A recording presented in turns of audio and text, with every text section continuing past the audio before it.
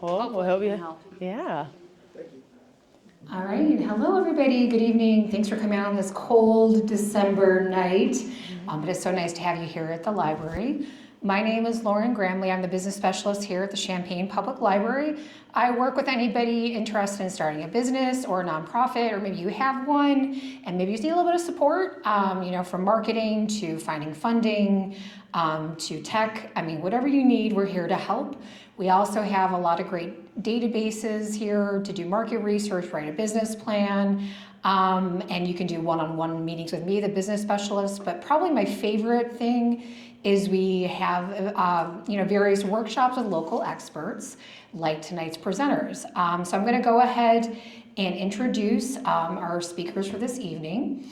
Mandy Blackburn and Amanda Royse founded Pronata Marketing and Design with the mission to help Champaign-Urbana businesses grow and evolve, providing affordable marketing solutions that produce results. Pronata Marketing and Design provides full marketing services, including social media management, email marketing, graphic design, digital advertising, traditional media, website design, branding, market research, affiliate marketing, e-commerce, consulting, and more. So I would like to welcome up to the stage our presenters this evening. We've got Mandy and Amanda.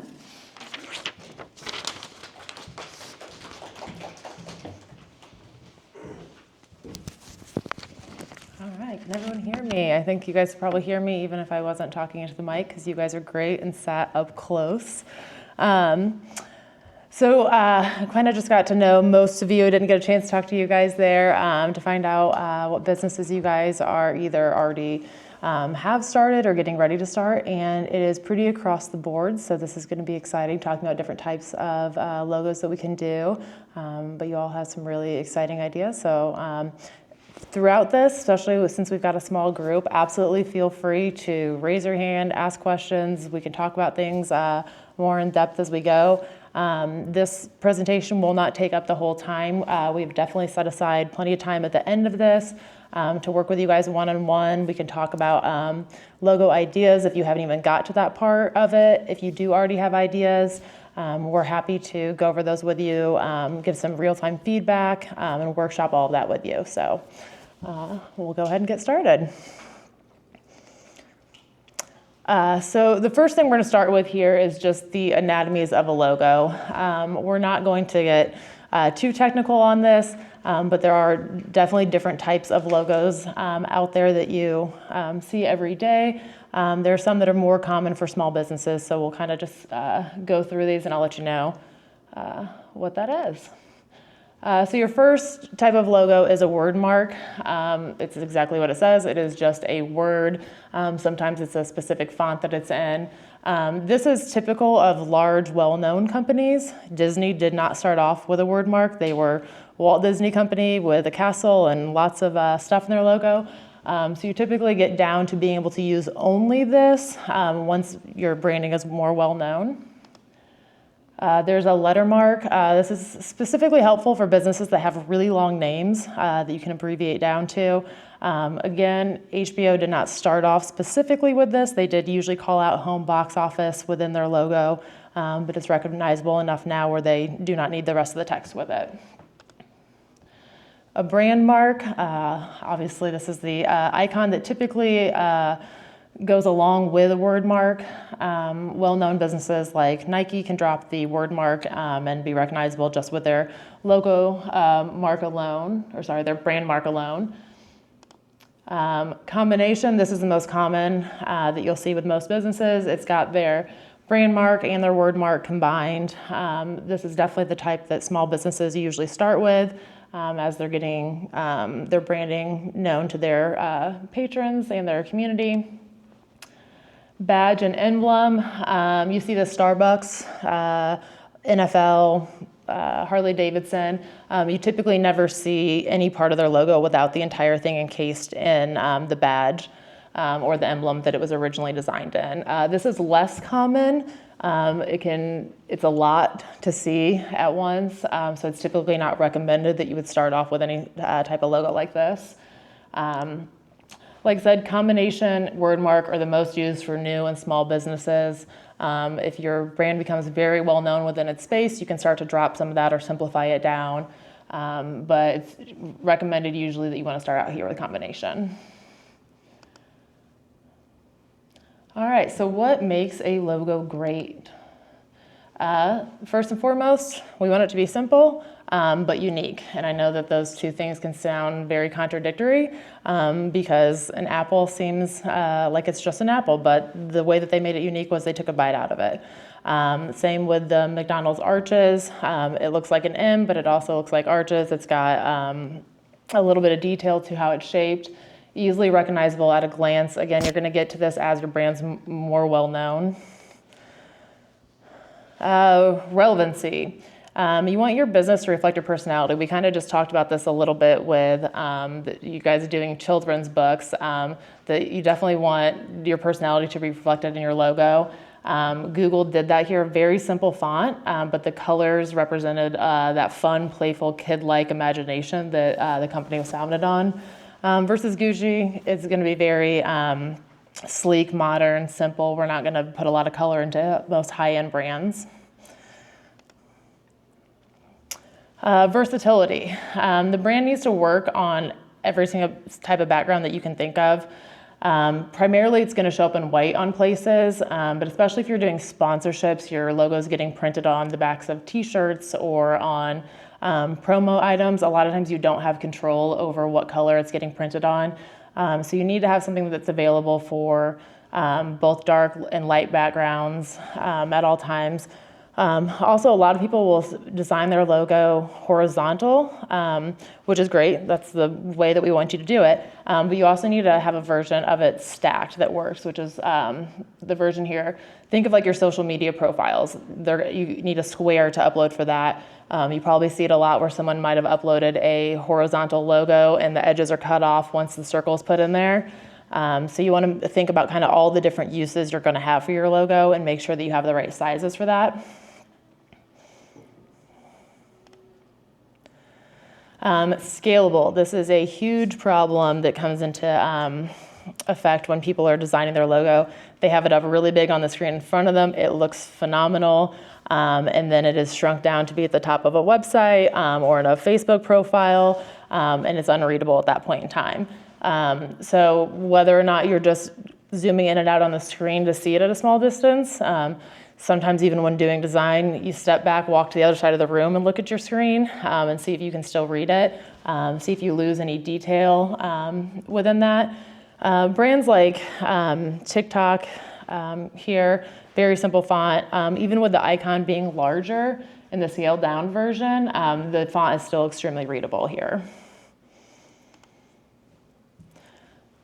All right, so those are the main keys that kind of make one great, but let's talk about the common mistakes that are made when people are first designing their logos. A big one is overly detailed and too many colors. It's pretty self-explanatory with these pictures of why those are mistakes, especially the one color version here where you have absolutely lost all of this detail within the logo.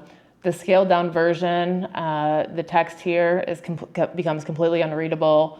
Even the detail here, only if you had really seen this large one would you be able to tell what all of this detail was over here. But even not considering it changed at all, whether it's in black and white or scaled down, it's very distracting to the eye. It's very hard to know what is the thing you're supposed to be looking at. And the thing we always want to be looking at with a logo is the business name and the most important part of the name. And we'll kind of get to that in just a little bit too. Is it a real one? It is a real one from the internet. Whether it was ever actually in use for a business, I don't know. I hope not. The fact that it has .com up here, I'm hoping it's really, really old from when the internet was first becoming popular, that they thought the need to put .com in there. I'm surprised how common this mistake is. But this happens a lot. I think it's especially when people are designing their own logo and they don't have the experience in it. You might develop something and you look at it and you're going, well, that's too simple, or that was too easy, or it needs more. But less is more really when it comes to logo design. But it's kind of one of those things where you just feel like you didn't do the job unless you keep adding more to it. And that typically happens here. Or somebody was a great illustrator and wanted to show off their work. Something happened here. Pretty cool to put toilets in your logo. Yeah, I mean, I guess if you're a plumber, that's the one acceptable time to put toilets in your logo. Another common mistake is using overly trendy designs. I was on this slide, I kept going between putting these Canva designs on here and putting examples of other ones that we see in real life. I'm sure every single one of you can think of a construction business that has a roof over the top of their name. It is very overused, especially in the 90s. Any business that had anything to do with people, it was like a swooshy, abstract person with a circle for a head and like some pointy swooshy arms. Or they were pushed into a circle or all leaning out to make a tree. We all know those businesses. A lot of those logos are still in use, but it was severely overused for that time period. And this might be in 20 years what people are referencing was severely overused in our time period right now. These are all examples taken directly from like the top page of Canva templates when you search logo templates. Because they're the most commonly used. The initials, large initials with font either directly through it or directly under it was probably 90% of the logo examples. And I get it, it kind of creates a little bit of an icon look. It's very simple, it's easy to do. You're like, wow, that only took 30 minutes and I'm done with my logo. But it is severely overused as of right now. In the top corner there, the scripty font over a watercolor background is also heavily used right now. It'll show up in a lot of Canva templates when you first start looking at them. There's a lot of different reasons that this does not work other than it being trendy. One, the scripty font is really, really hard to read for business. It's great if it's up large on your screen, but practically every single use of it, other than that, it's very hard to tell what your business is. It's not gonna print well on things, especially if you're getting small like shirts embroidered or on top of a hat. I know somebody who has a script font in their logo that tried to get a leather patch engraved for a hat, and it just, people are like, we can't do that. It's too fine of lines. Secondly, the watercolor backgrounds are really popular, but those are not gonna convert to one color. You're either going to have to remove it, which essentially leaves you with just a word mark, or yeah, you're going to have to remove it because you cannot turn those watercolors into one color and still see the font on top of them. So they're great for digital use, but they won't work in real life. The circle with some text and flowers in the middle, also extremely overused. Even the established 2018, the established thing has been used a lot in logos over probably the last decade or so. It's really cool if your business was established in 1920 to call that out, that you've been around for a long, long time. But calling out that your business was established in 2025 and promoting it 2025, it just adds clutter to your logo. Another common mistake is copying others' logos or using elements without the proper rights. A lot of people tend to find a big name within their industry and mimic it. Starbucks probably wouldn't come after this person unless they became a very large coffee company. But if they're using it just a small local market, they might not be worried about that. There's definitely potential for that happening, but essentially, whatever business it is not Starbucks. You want to show why someone should come to your business instead of going to Starbucks, because Starbucks is everywhere. So trying to align yourself with being them, and ultimately you are yourself, there's not really a point in that. Be unique. Your logo needs to represent your personality and why people should come to you. And also the Googling images. This is extremely, extremely common when people are creating their own logo, of Googling an icon, copying, paste, bringing that in and adding it to your logo. Unless you bought that image, you do not have the rights to use it. We actually had a client last year, decent sized business, one of the largest that we have worked with, that sent us a logo and said, hey, we want to change the color of the bird on here. And we opened the file and we're like, oh, that's pretty grainy, the bird itself on there. Can we get the original logo file from you?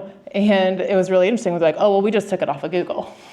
So we did a reverse Google search, and sure enough, it was a logo for another company in a different state. And so we had to have that conversation with them about it's not how it works. You can't just take it and start using it as your own. Even if it's another small business, morally it's not right, but also legally, you can't do that. However, this whole workshop is talking about creating your logo in Canva. And if you have a Canva account, you are licensed to use any of the images that are within Canva for your logo, the icons. The only thing you can't do is use just one thing. So you can't go into Canva, take a picture of a tree, and then use that tree, put it on a shirt, and sell that shirt without changing any part of it. But as soon as you start editing it, if you change the color of the leaves or change any other part of it or add your own text to it to make it a logo, it becomes unique art and you are licensed to use it. Canva has a whole section in there if you have any questions about that on the licensing agreement with those accounts. Also, it's a lot easier. You're going to get the high resolution version of all the icons if you do it directly within Canva. So it's really great when you're getting started with being able to play around with that without going to Google and pulling an image that you might later get in trouble for using. Another common mistake, poor font choices and too many fonts. This butterfly one here, the lines of the butterfly go in great with the name. I like the consistency of that, but it is horrible as a logo. I don't know what you guys read that as, but it actually says Rosie K. I think it could also be Posy Vey, or probably lots of different variations of things. It's not great at a large scale, and it definitely would not be legible at all at a small scale. Your eye in this is actually drawn to beauty supply, which is the least important part of a logo. Really, you don't want your logo to be on the nose. Your logo is not to tell people what you do, it's to tell them who you are. If you're doing children's books, you don't have to have a book in your logo. There's a lot of people that think that because I'm doing a business about this thing, I have to have that thing in my logo. But really what you want to say is, what is it about me that's unique? And not talking about the business industry itself. This middle one here, I'm sure that this company is super fun and has a lot of personality, and they wanted to show that off here. It is legible when you look at it that it says fast core job lot, but it takes way too long to figure out that that's what it says. Think someone driving by your business, or a billboard, or a digital ad popping up, or a Facebook. People go fast on feeds. You don't want them to have to take time to figure out what your business says. It needs to be the first thing that their eye is drawn to. Same thing over here with the beer company logo. The logo itself, there's not much wrong with it, other than in the first example, it is using 3 different fonts. And this also was a trend probably around 2010, where putting lots of different fonts next to each other became a bit of a trend on social media and with graphics, or think of any weddings you went to around that town, like the koozies and every line was in a different font, or the t-shirts. That was a big trend there, and people started doing it with logos a lot. But really we want to limit ourselves to typically 2 fonts within a logo. We'll get to that when we talk about fonts. Sometimes 3 can be acceptable, but those are very special case uses, which I guess is a good segue into what I was going to mention at the beginning, which I didn't, but today we're going over all the very basic things with a logo. We're going to talk about the rules and use 2 fonts, but not 3. And you probably go out into the everyday life and you'll see a bunch of businesses that broke all of these rules. Rules are meant to be broken, especially in design, but when you're at the beginning level, you got to start with the basics, try and follow those to get to where you need. Especially when we talk about larger brands, you're going to see that with other ones. They kind of can break some of the rules of how they use fonts and colors and logos because they're so well known and established. They've got to that point where they're recognizable even if they put 5 or 6 colors within their logo. All right, well, perfect segue into color basics. So the main thing to remember with color is that your logo is never going to be just exactly as you designed it. I don't know if you remember from the slide where we showed our own logo. We designed it with a blue and a teal. But even on our own website, we wanted to use that same blue as our header, so we switched it to white and teal for that, because white is one of our neutral color that we use. Same thing with if you're getting the printed on the back of the Illinois Marathon shirt, you don't know what color that shirt's going to be that year. So your logo needs to work to go onto a lot of different versions. So that's really why you want the neutral and it to work in black and white. But even within your own logo, so HelloFresh here, if you look over on the side, you know, they've got their greens. They're going to use those green backgrounds on a lot of their graphics, which then that lime, I believe, lime is not going to show up on those other ones. So they're probably going to put it in black on that, or they're going to drop it off and use just their word mark when they do that. And same if they're going to put it on a black background, they're going to switch the HelloFresh text into either the white or one of the greens. So your logo really needs to be versatile and to be able to be used anywhere and everywhere. I said we typically say limit it to 1 or 2 main colors and then a neutral. Here they have 2 versions of green with a black. The contrast with all of these, white works on all of them. You can use both or pretty much all 3 of them on top of each other. The contrast is going to be there. There's a lot of good resources online too where you can put your color palette in and it'll go through an accessibility reader and tell you if the contrast is there enough, especially for use on your website. Google will flag your website if it's not accessible. So having contrasting colors on top of each other that have poor visibility, typically, you know, like red and green on top of each other is very hard to see. I'm falling off the thing. So if you're someone who says, I cannot look at colors and see what goes well together, that is a very common thing as well. Here's 2 really useful tools, and if you want us to send you the slides afterwards, these are linked in there. There's a website called Coolers, and it's super simple to use. There's a generate button, and it just starts generating color palettes for you. And if a color comes up that you like on it, you can say like, keep that one, and then hit generate, and it'll keep cycling through the other ones until you get a color palette that you like. And it'll show you all the combinations of it. Canva also has a version of this that you can use. So there's lots of resources online if you're someone who says, I can't put 2 colors together and know what's going to work out. We kind of talked about this. Another tip, always test it on black, white, and photo background. That's the one that a lot of people don't realize that they will be using their logo on top of a photo quite often. And with colors, sometimes you're gonna have to change your logo into the white version for it to work on a photo, sometimes the black version, and sometimes your colored version. But sometimes you might find out that your logo, there's too much detail or line work somewhere that it doesn't matter what color you put it on. When you put it on a photo background that is not solid, you lose it. So always make sure to be testing all versions of how you would put your logo out there, and don't just do a solid background.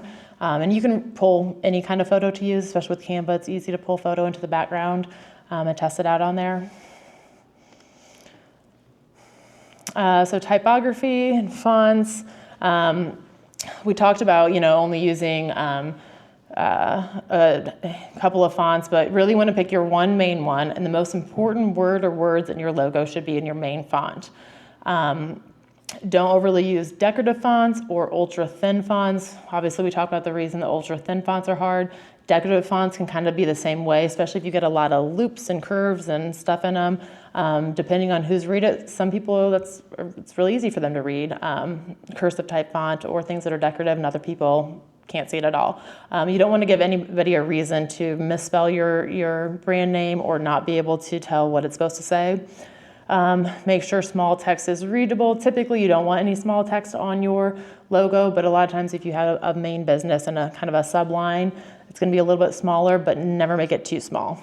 The general rule of thumb for pairing is 1 serif font and 1 sans serif font. An example here for people that don't know the difference. The serif essentially is any font that has the tail on it.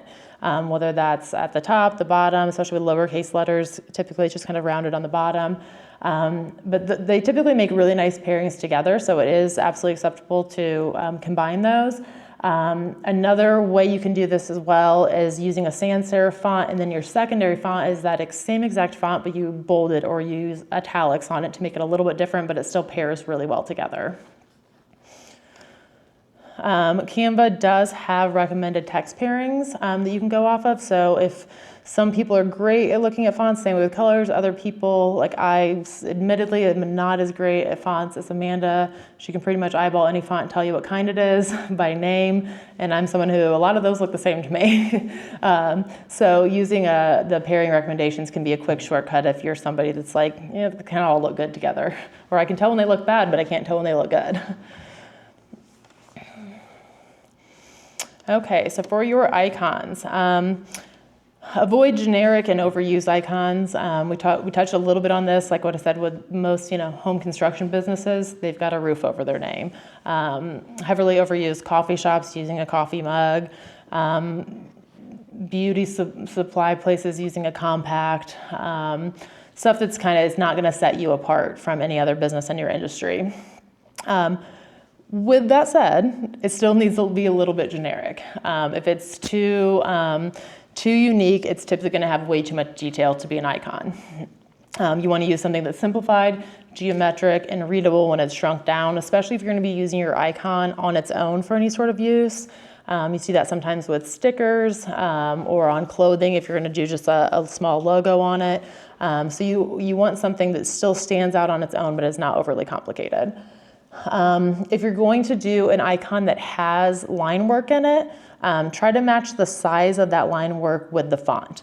If you're using an icon that you pulled from somewhere else, you don't have the ability, to go into Photoshop or InDesign and change the line thickness on it, then you need to base your font that you choose on the thickness of the icon. They need to look like they were designed together, that they go together, that they complement each other. Don't rely on Canva's default icon colors. One, that's the best way to customize it, just change the color, and hopefully, colors are endless to an extent, and hopefully you pick a color that somebody else did not. You can also pair up icons together, shapes together to kind of create your own and make it unique. So they've got a lot of great options for you to pull from, but you need to customize it yourself and play around with it some. Make sure that your icon works without color. So typically always design things in black and white first because it needs to work that way primarily. When this is kind of one of the examples where a larger brand can break some of the rules, we would typically tell you to never put a gradient in a logo because you can't print it. But that's one of Instagram's most well-known features about their branding is that gradient. But they also started off as a digital-only business, and so their logo was primarily only showing up digitally, which gradients look great on that. But they're so well known now that when their icon is put on just a black and white or any other color, you still know it's Instagram and it's still recognizable as a camera. So make sure that whatever icon you do, if color is a factor in it, make sure it still works without that color. All right, so the fun part of the file versions that you will need of your logo. Thankfully, Canva will let you export all of these. You don't need to go out and do any of these on your own. But you need your primary logo, which essentially we would recommend is also your horizontal logo.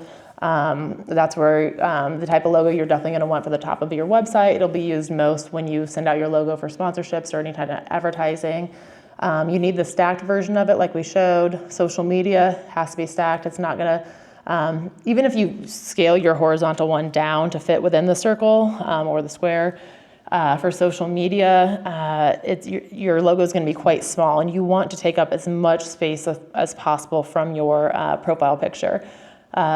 With Facebook profile viewing, you can see the picture a little bit larger, but with Instagram, it's pretty much always going to be a really small circle. So a lot of businesses, we do it for our own, use just the icon mark for Instagram because business names are really hard to show up in there. You need a one color version of your logo. That'll be asked a lot when you, especially with sponsorships, they'll ask you to send a one color version of your logo to them. Favicon and simplified icon. Favicon is if you have a tab open in your browser and there's the little very, very tiny picture that shows up next to the website name at the top. That's a favicon. So you need something that'll scale down to that. And I believe Canva, the smallest it'll let you make a canvas is the size of a favicon. And you can't go much smaller than that in a simplified version of it for various uses like that. when you send your logo to anybody, they're going to ask for, a lot of times if it's a designer or somebody else, they're going to ask for an SVG file.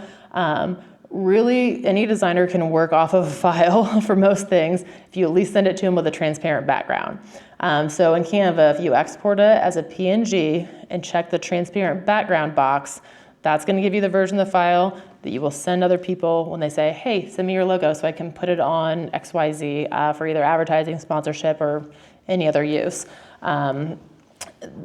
Sometimes people can pull the backgrounds off themselves, but you don't really want to make people do that because a lot of times it will pull off a little bit of the edges. It can make it a little bit grainy, a little bit blurry. So it's best to just not even put that into anybody's hands to use. Send them the PNG version with the transparent background. And I believe Canva does actually have an SVG export now. You might have to be a pro member for that, but they do have that. So that is nice if somebody is demanding that that's the type of logo file that you send them. But yeah, versions don't need to be scary, especially when you're doing it in Canva. There's a very limited amount that you can export, but it will give you what you need for most uses. All right, so how do you implement all those things we just talked about? First thing we always say, especially if you have zero ideas of where you're starting, start with making a brand list. And it doesn't have to be something huge. 3 to 5 adjectives, 3 to 5 nouns. That'll give you a good start of where to start the brainstorm at. The nouns can be simple. They don't have to be like, I'm gonna list 5 nouns that I want to show up in the icon of my logo. Just start with a random 3 to 5 that go with your business. It's gonna get the ball rolling. It's gonna get your brain thinking about those things in use, and maybe another one will come from there. Especially if you're having somebody else design your logo, they're going to ask for the same thing because they can't pull what's in your head. You might be imagining something but not being able to describe it. So they're going to ask you questions like, what are the most common physical objects within your business? What are the 3 to 5 vibes of your business? What's the feeling? What do you want your customers to hear? So it's just starting with words, writing a list. Next, look at other people's work. We're not telling you to steal other people's logos or do anything like that, but even professionals will absolutely Google the type of business that they're designing for. They're going to pull inspiration images. They're going to pull a little bit of, I liked the font on that one. I liked the icon on that one. And they're not going to copy it, but it's going to be the inspiration for it. It's the same way if you're redecorating your house. You're going to go on Pinterest and you're going to look at the general vibe of somebody's living room that you liked, and it's going to give you ideas. You're not going to copy it exactly, but it's going to give you a direction to go in. So absolutely start a Pinterest board for the logo for your business. And it doesn't have to be other people's logos because sometimes it can be really hard to find another logo that you like, but also just even Googling to find that. There's a lot of words you'd have to use to get down to that specifics. So inspiration logos and photos can be a picture of a flower that you like. It can be a picture of the inside of a business. It can be the picture of the inside of your business. Really anything that evokes like, I kind of want to put that out there in the aesthetic overall of my logo. I guess that's what I skipped ahead to right here. But also look at your direct competitors. So you can pull inspiration from anywhere, but look at your direct competitors, especially in your local area. What is it they've done well? What have they not done so well? If there's 6 competitors in your local area in your industry and 6 of them have very similar logos, that does not mean to make your logo the 7th one that looks like that. That means to make yours the 7th one that does not look anything like the other 6. You want to stand out. But it's also a good idea to kind of see what the industry trends are and where people are going with that. And I know a lot of people will be like, I can never. Roughly sketch out your ideas. They can be really bad drawings. No one else is going to see them. And even if they do, that's okay. You do not have to be an artist to do this point. You can even sketch out just boxes and blocks to say, I think maybe the icon up here and the text here, and then maybe a smaller text here. It doesn't have to be anything fancy. It can just be planning out your hierarchy, the size of the icon versus the font, where you want things to go. It can be rough shapes. If you are an artist, great, go for it, go all in. But especially for anybody who is not that comfortable with digital design, if you jump into Canvas straight away and you start trying to pull things in and move it around and you're clicking on the wrong things, you're going to get frustrated really fast trying to do the play around phase digitally. If you're someone who is great with that, absolutely go in, start pulling things in and play around with it. But get a rough idea where you want to go before you start actually typing things out with font. And even when you get to that point, if you don't have the name of your business or you don't have, the icon figured out, again, you can just put the word business name and start playing with that. Pick out fonts that you want. You don't have to have everything fully planned out when you start. It's really a process. And even professionals, everyone has a different process of how they do it. Some people like to start with icons. Some people start with fonts. It's all over the place. Leave color for last. I think we've hit it pretty hard in the fact that your logo has to work in black and white. And if you were designing your logo to only work with the color that you have chosen, it's not going to work in practical use. So don't even worry about color at first. Just do it with black and white to start with. Once you get an even general layout that you like, you can maybe start pulling some color in, but always go back to that black version to make sure that everything works out. All right. Do we have any questions before we are just going to go over a quick kind of show these in practice in a case study? No? All right. Feel free on this part to chime in. So we have a brand here called Juniper Coffee House. They started off with their adjective and noun list, antique, vintage, earthy, calming, friendly, and authentic.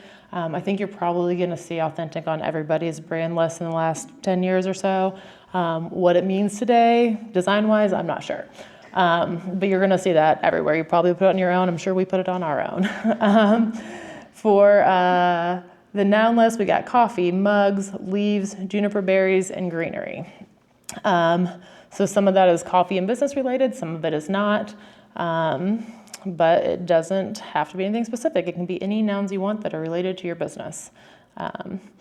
So here's some inspiration images for them. They like the vintage font in this logo, but not necessarily the logo itself, but they like the aesthetic of that type of font. They really like the blue that's in juniper berries, and they generally like an earthy color palette. So we're going to show you two versions of a logo as well as the final one, and we can do it together, or if nobody wants to talk, I can do it. Talk about kind of what the issues are with these first two versions that we spoke about today. Does anyone want to see what the first thing that pops into their mind of an issue, what this is? Can't read it. Can't read it. Not at all. It's like two different script fonts, I think. It's two different script fonts, definitely going against the rules of trying to pick a serif and a sans serif. Then you're never ever going to hear anybody say put two different script fonts together. We would usually say don't put any script fonts in your logo, let alone two. Mm-hmm. Anybody else? I mean, coffee. The coffee, yes. There's nothing unique about a coffee cup for a coffee house. Do you see a coffee cup anywhere in Starbucks logo? Do you see a hamburger in McDonald's? Do you see a computer in Apple's? You want to be unique. It doesn't need to be on the nose.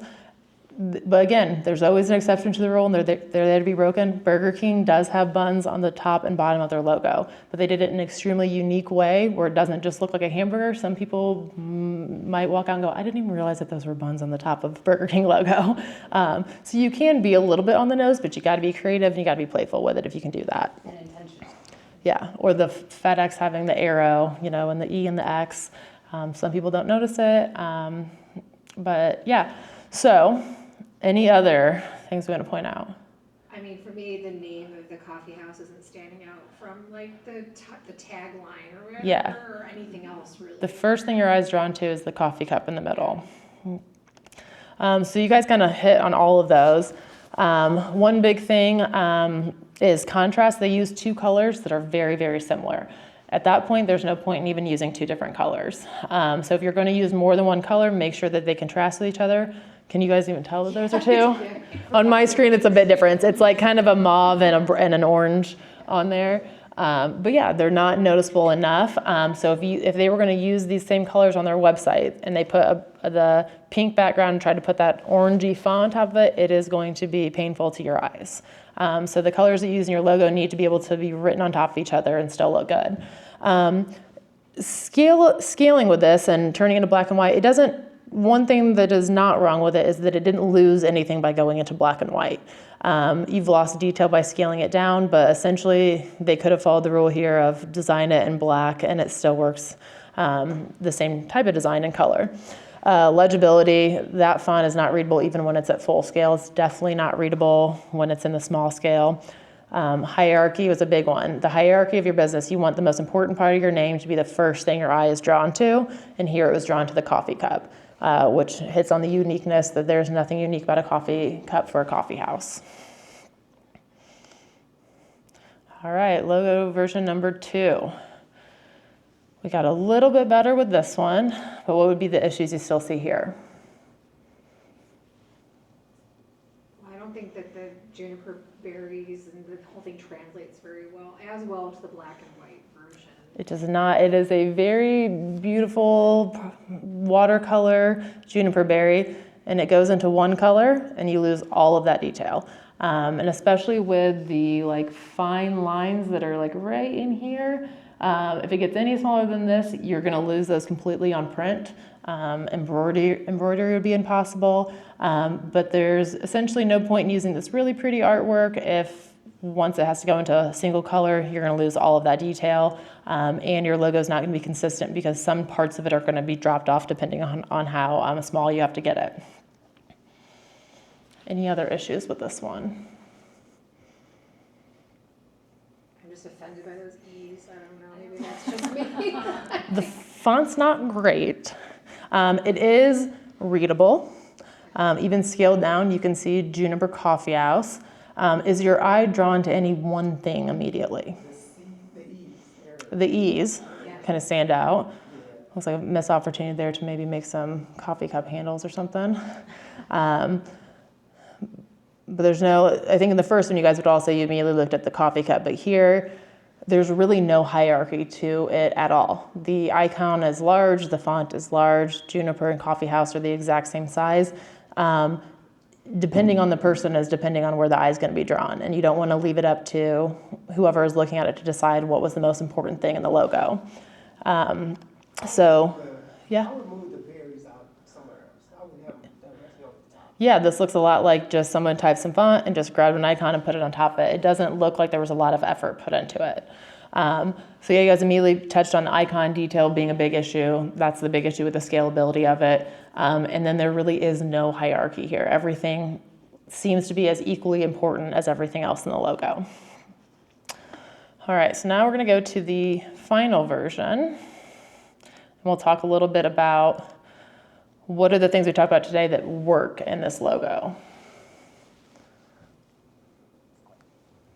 I definitely support making Coffee House smaller compared to Juniper. Yeah. Having that be like the star. The hierarchy is definitely here. Your eye is drawn to Juniper no matter what size the logo is and no matter what color it is. In the first one, you've got the Juniper in the Juniper blue. So it does stand out from the Juniper berry icon and the word Coffee House. But when you put it all into one color in black, your eye is still drawn to Juniper. So the color did not have to be there to draw your eye there. So that's what we say when we talk about make it in black and white, and then you can do something fun with color and make it a little bit stand out a little bit more, but make sure it still stands out the thing you want when it's one solid color. Yeah.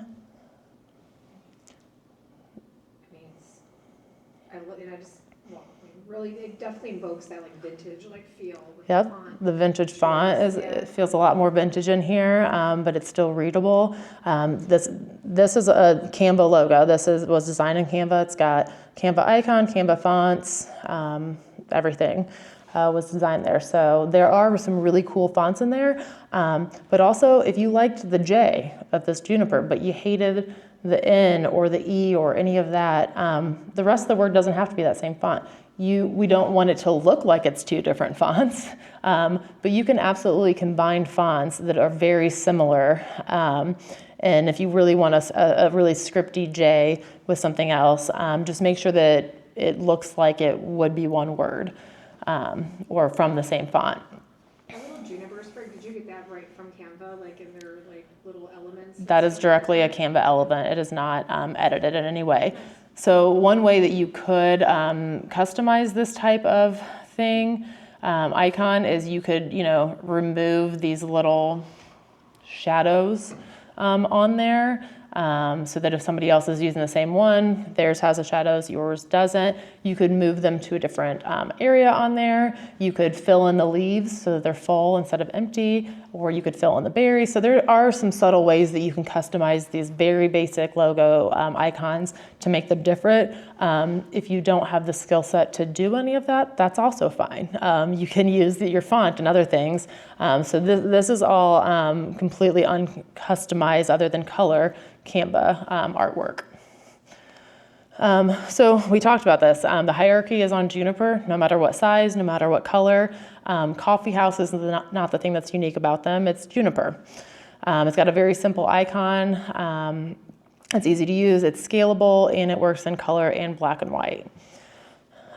So we'll just show, this is kind of where you'd want to get to with your logo, and it doesn't have to be laid out as, as this, but you want your full color version, your black and white version, your one color version. So sometimes when you're sending something to print and they were telling you it has to be one color, you still get to pick that color. So you would want to pick what would be the one color I'm going to send, and depending on the shirt, they might choose the green if it's a navy shirt.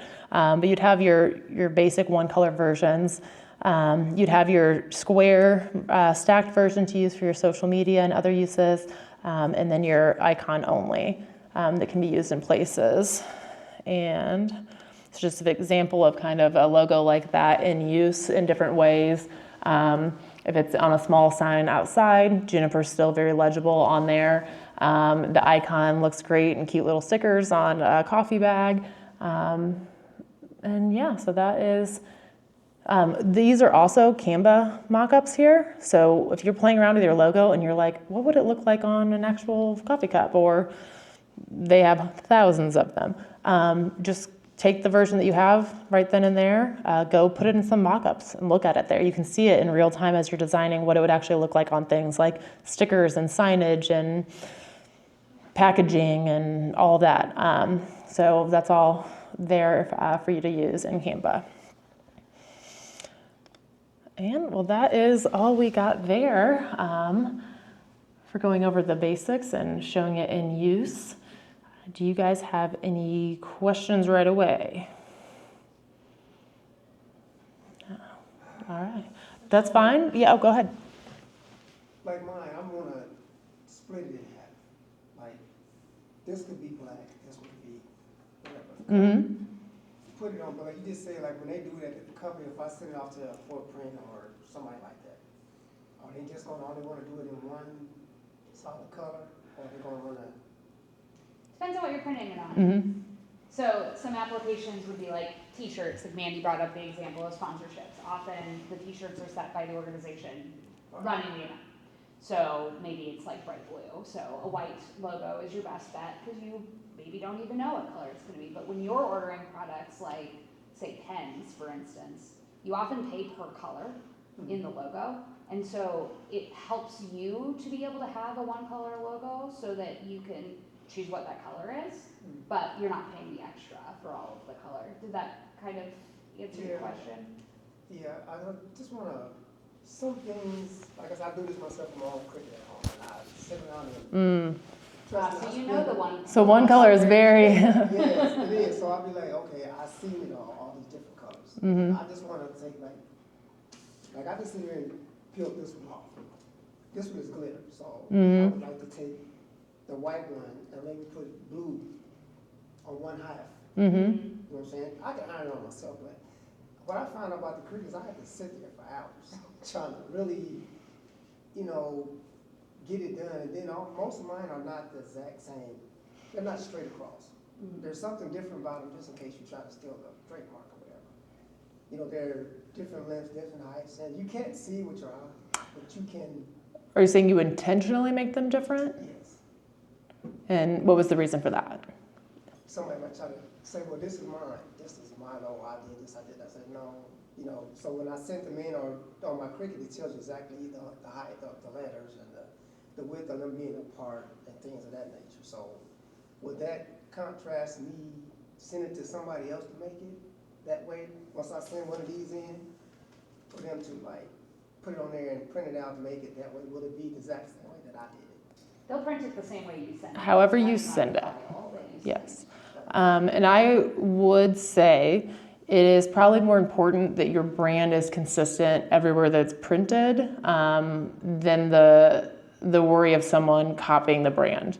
It's very low likelihood that brands are copied. It does happen, but especially if you're printing them and sending them out, designs are mostly still digitally, not physically anymore.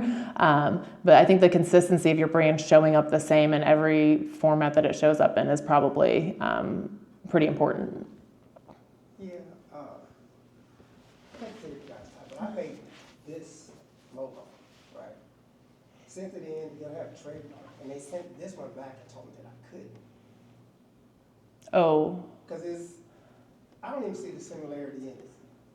But I'll come look at that in a minute. We've been down trademark routes a few times, so I'll look at that because sometimes it can be something where there's absolutely nothing that looks to you the same, but there is something very minute that they trademarked. And also on the note of that, most small businesses don't need to go down the trademark and copyright route. We're not going to get into all the details of that. I am not a lawyer. The SBDC has some great stuff for you to go. The library might have some stuff. I don't know if you guys get into that. But that is one thing that a lot of people are like, well, now I have to go through this, trademark or copyright process with, and typically you do not. It's also a really difficult process. You can be a pretty large brand and still not get the rights to your business name or your logo because it has to be very, very different from all the other ones that are out there. So don't worry about that too much. If you're like, well, am I going to be able to get this trademarked or copyrighted? I would definitely obviously consult with somebody who is in that space there. But it would probably surprise you how many medium to large size brands do not own technically their logo.